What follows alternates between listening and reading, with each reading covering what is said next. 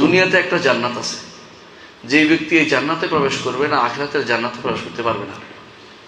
দুনিয়ার কোন জান্নাতীরা জানেন?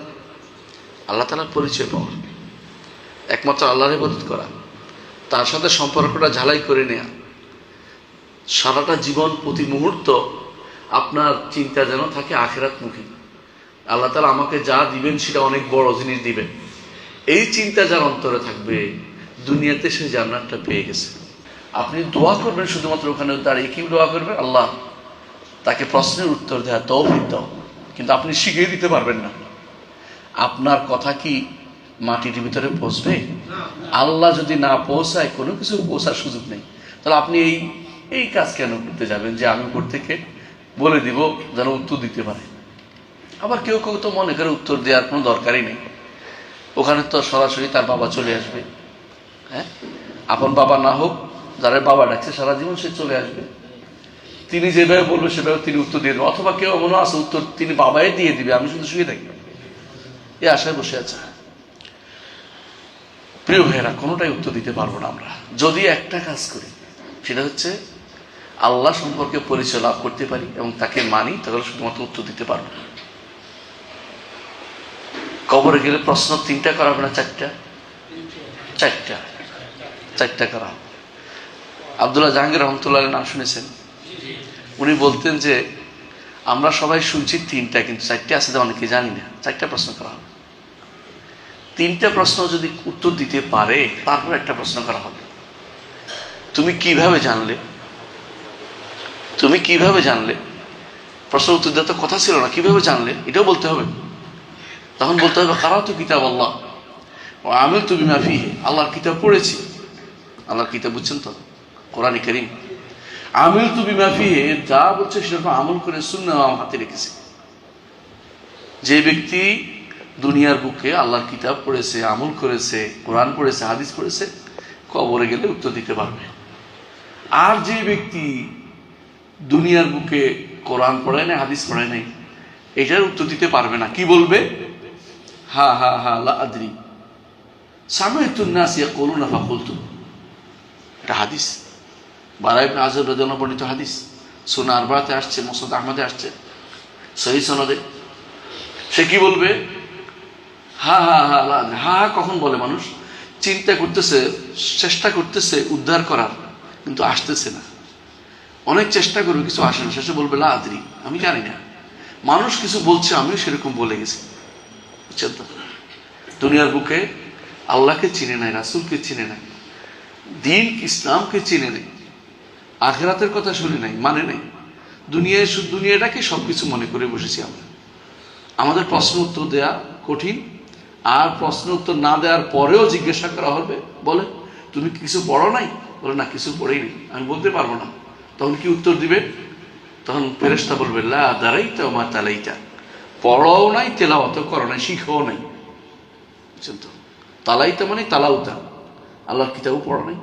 ওয়া মা দারাইতা, পড়াও নাই, তোমার দ্বারা পড়াও হয় নাই, তোমার দ্বারা শিখাও হয় নাই। ফায়ুদরাবু বিমিতরাকাতিন, তখন এমন হাতুড়ি দিয়ে তাকে আঘাত করা হবে, সে হাতুড়ির আঘাতে এমন চিৎকার সে করবে, যে চিৎকার ইয়াসমাউ কুল্লু শাইইন তাকালাই, মানুষ এবং জিন ছাড়া প্রতিটি প্রাণী সে আওয়াজ শুনতে পায়। আস্তাগফিরুল্লাহ। চিন্তা করে দেখেছেন, আল্লাহর পরিচয় না নিয়ে দুনিয়া থেকে যাওয়া যায় না। একজন বড় আলেম বলেছিলেন, আপনারা জানেন তার সম্পর্কে, ইবনে তাইমিয়া রাহমাতুল্লাহ আলাইহি। তিনি বলছিলেন ইন্না ফিদ দুনিয়া জান্নাহ মান লাম ইয়াদখুলহা লাম ইয়াদখুল জান্নাতাল আখিরাহ। দুনিয়াতে একটা জান্নাত আছে, যে ব্যক্তি এই জান্নাতে প্রবেশ করবে না আখিরাতের জান্নাতে প্রবেশ করতে পারবে না। দুনিয়ার কোন জান্নাতীরা জানেন? আল্লাহ তাআলার পরিচয় পাওয়া, একমাত্র আল্লাহর ইবাদত করা, তার সাথে সম্পর্কটা ঝালাই করে নেয়া, সারাটা জীবন প্রতি মুহূর্ত আপনার চিন্তা যেন থাকে আখিরাতমুখী। আল্লাহ তাআলা আমাকে যা দিবেন সেটা অনেক বড় জিনিস দিবেন, এই চিন্তা যার অন্তরে থাকবে দুনিয়াতে সে জান্নাতটা পেয়ে গেছে। এই জান্নাত হচ্ছে দুনিয়াতে প্রশান্তির জান্নাত, আখিরাতের জান্নাত সে পায় নাই। এমন প্রশান্তি, যেই প্রশান্তির জন্য ইবনে তাইমিয়া রাহমাতুল্লাহ আলাইহি বলেন, কখনো কখনো আমার অন্তরে এত আনন্দ হয়, আল্লাহ সম্পর্কে জানলে যে আনন্দ হয়, এই আনন্দটার ব্যাপারে তিনি বলছেন, আমি মাঝে মধ্যে বলি দুনিয়ার বাদশাহরা যদি আমার জানতে পারত, ধরেন জর্দানের বাদশাহ জানছে যে এই বেটা কি আনন্দে আছে, তরবারি নিয়ে এসে বলতে ওইটা আমার দিয়ে দে, আনন্দটা দিয়ে দে। তরবারি নিয়ে এসে বলতো আনন্দটা দিয়ে দে, তুই আনন্দ ভোগ করবি কি জন্য, আনন্দ সব আমার থাকবে। তো তারা কেন ভোগ করতে, আনন্দটা কেন নিতে পারে না? কারণ আনন্দটা তো আরেকজনকে দিতে পারে না। দিতে পারে, বলতে পারে, শুনতে পারে, না শুনে ভাগ করে আনন্দ নেওয়া যাচ্ছে না। এই জন্য আল্লাহকে যদি চিনতে পারে, দুনিয়ার বুকে তার চেয়ে বড় শান্তি আর কারণে। ইবনে তাইমিয়া রাহমাতুল্লাহ আলাইহি যখন তাকে জেলে ঢুকানো হলো, তখন তিনি বললেন একটা কথা, মা ইয়াফআলু বিআদাই, আমার শত্রু আমার কি করবে? আমাকে যদি জেলে দেয়, আমি আল্লাহর সাথে একাকিত্ব অবলম্বন করব। আমাকে যদি কোনো সফর করিয়ে দেয়, আমি আল্লাহর জন্য সফরে আসি। আমাকে যদি কোনো, এইভাবে তিনি বলতেন, আমার কোনো সমস্যা নাই। মাত্র একজন মানুষ ঈমানদার যদি রিদা বিল কদা, আল্লাহর ফয়সালাতে সন্তুষ্ট থাকে, সেই ব্যক্তির মতো শান্তিতে আর কোনো ব্যক্তি অবস্থান করতে পারবে না জগতে। এই জন্য আল্লাহ সম্পর্কে যে ব্যক্তি বেশি জানে, সেই ব্যক্তি প্রশান্ত হৃদয় হয়। আল্লাহ তাআলা এই জন্য বলছেন, আলা বিযিকরিল্লাহি তাতমাইনুল কুলুব, জেনে রাখো আল্লাহর জিকিরে শুধুমাত্র অন্তরকে প্রশান্তি দিতে পারে।